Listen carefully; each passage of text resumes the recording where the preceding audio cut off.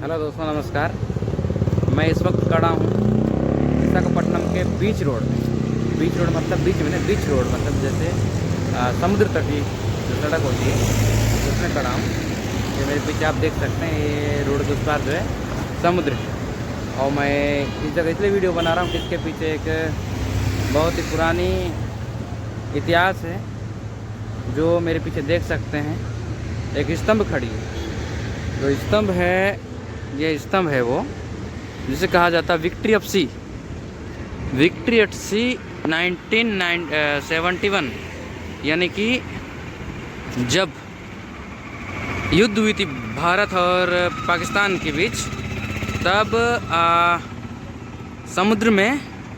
समुद्री लड़ाई में हमारी भारत की जीत हुई थी 1971 में। इसी के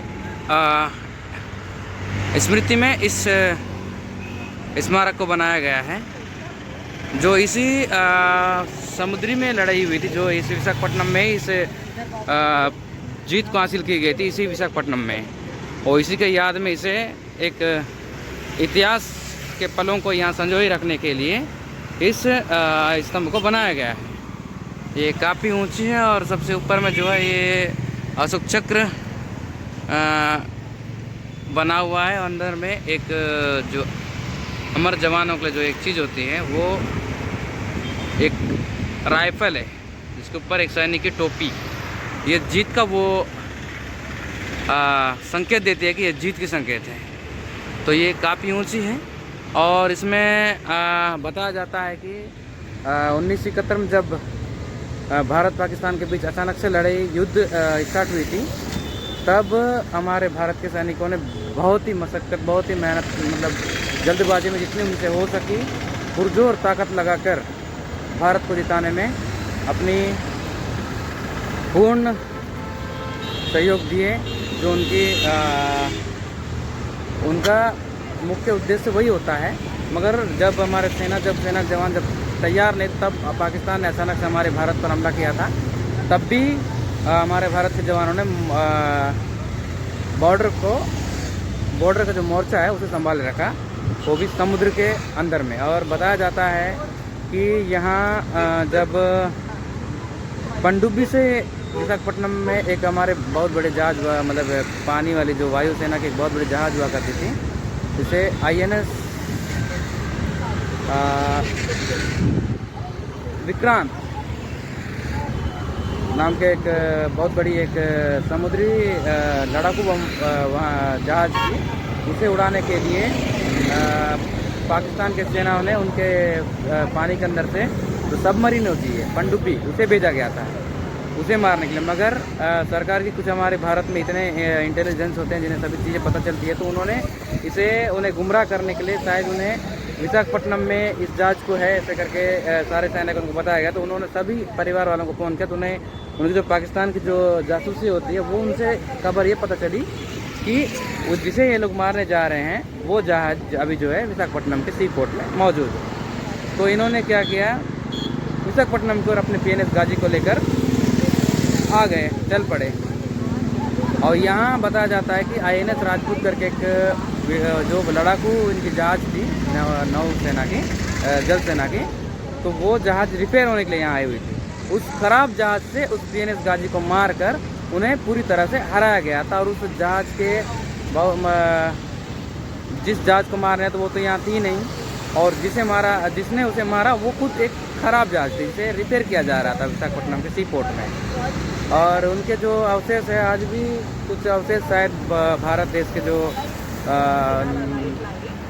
संग्रहालयों में उन्हें रखा गया, जो पाकिस्तान से लाकर पाकिस्तान के जो PNS गाजी थी, जो सेना की उनकी जो पनडुब्बी थी जिसे मारा गया, उसके कुछ अवशेष निकालकर हमारे भारत देश में ये जो विशाखापट्टनम जो म्यूज़ियम है, इसमें कई सारे चीज़ों को रखा गया है। उनके पुर्जों को, उनके जो PNS गाजी जो सबमरीन थी, उनके पुर्जों को इस म्यूज़ियम में, यहाँ के म्यूज़ियम में रखा गया है। ये RK बीच से ज़्यादा नहीं, करीब 1.5 किलोमीटर दूर, और सबमरीन म्यूज़ियम से मुश्किल महज 200 मीटर की दूरी पर होगी। और सबमरीन म्यूज़ियम के आगे जो है एयरक्राफ्ट म्यूज़ियम है, जो मैं अभी आपको दिखाने वाला हूँ। दोस्तों ये है वो INS कुरसुरा, अभी तो फ़िलहाल म्यूज़ियम बनाया गया है इसको, लेकिन ये सारे जो यंत्र हैं जो हमारे जल सेना के हैं, जो जल के अंदर कई महीनों तक रहकर अपने परिवार से बिना बातचीत किए इसी यंत्र में रहकर अंदर से समुद्र में हमारी बॉर्डर की सुरक्षा करते हैं, ऐसे वीर जवानों को मैं अपने दिल से सलाम करता हूं। और ये इसमें रहना कितना मुश्किल होगा ये तो वो जवान ही जान सकते हैं।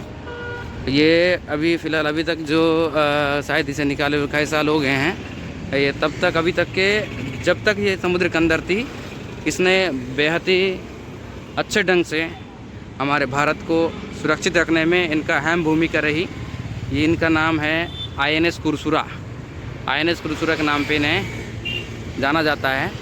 ये बेहद ही सालों के बाद इन्हें अभी बोला जाए तो रिटायर्ड, ये काम करने की क्षमता इनकी ख़त्म हो गई है, तो इन्हें निकाल कर लोगों के प्रदर्शन के लिए एवं लोगों के जानकारी के लिए कि किस तरह से हमारे जो वीर जवान हैं वो जल के अंदर, एक समुद्र के अंदर कई महीनों तक के अपने परिवारों से बिना बात किए, बिना देखे इस यंत्र के अंदर में रहकर किस तरह की ज़िंदगी ये गुजारते हैं, इस चीज़ को जानकारी लोगों को मिले, इसीलिए इन्हें निकाल कर, समुद्र से निकाल कर इस जगह में एक म्यूज़ियम के रूप में इसे स्थापित किया गया है। ये भी आर के बीच से महज 1-8 किलोमीटर के अंतराल में ये म्यूज़ियम स्थित है। INS कुरसुरा म्यूज़ियम इसे कहते हैं। ये बेहद ही लंबी है, ये दिखने में काली, और क्या है इन्हें शायद सुरक्षा की दृष्टि से इसे इस तरह से बनाया जाता है ताकि किसी दुश्मन की नज़र हमारे भारत की यंत्र पर ना पड़े पानी के अंदर। तो ये काफ़ी लंबी है, देखिए वो उधर लास्ट वहाँ तक के प्लस इधर यहाँ तक के, और देख सकते हैं तो बेहद ही दिखने में भी खतरनाक और खूंखार नज़र आता है। शायद दुश्मनों की क्या हालत करती होगी तो हम नहीं जानते। अब इतने बड़े जहाज़ में कितने सैनिक रहते हैं, क्या है, ये सारी चीज़ें जो है इसके अंदर में एक डेमो के रूप में स्थापित किया गया है। सैनिकों को, जितने कैप्टन होते हैं, जितने कमांडर होते हैं, सारी चीज़ों को जिस तरह से उन्हें मेंटेन किया जाता है जल के अंदर, उन सारी चीज़ों को एक जितने मशीन लगे हैं सब ओरिजिनल पार्ट्स हैं।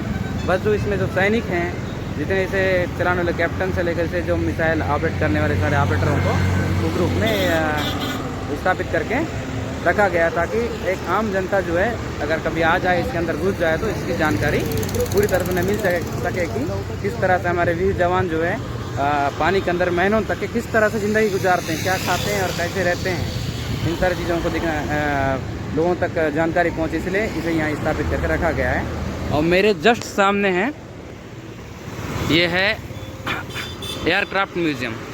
ये वायुसेना की म्यूज़ियम है। वायुसेना में जो विमान होते हैं जो बोले तो रिटायर्ड हो जाते हैं, जिनकी कार्य क्षमता जितनी अवधि होती है वो ख़त्म हो जाती है, तो उसके बाद उसे लाकर इस म्यूज़ियम में स्थापित करके लोगों को दिखाने के लिए रखा जाता है। इसमें भी उसी तरह सैनिकों को, जो पायलट होते हैं, जो कमांडोज होते हैं, किस तरह से वो ऑपरेट करते हैं, किस तरह से बमबारी करके दूसरे देश के, जो हमारे दुश्मन देशों के जो सैनिक हैं, जो इनसे लड़ भिड़ने आते हैं, उनसे किस तरह से मुकाबला की जाती है, किस तरह के उपकरणों का इस्तेमाल किया, सारे चीज़ों को इसमें रखा गया है इस म्यूज़ियम के अंदर में। और यहाँ भी जाकर आप उस एयरक्राफ्ट देख सकते हैं। मैंने तो बहुत साल पहले गया था, मगर आज अंदर घुसने का शायद टाइमिंग हो चुका है, तो मैं नहीं घुस पा रहा हूँ। ये एयरक्राफ्ट म्यूज़ियम है जो हमारे जो वीर जवान हैं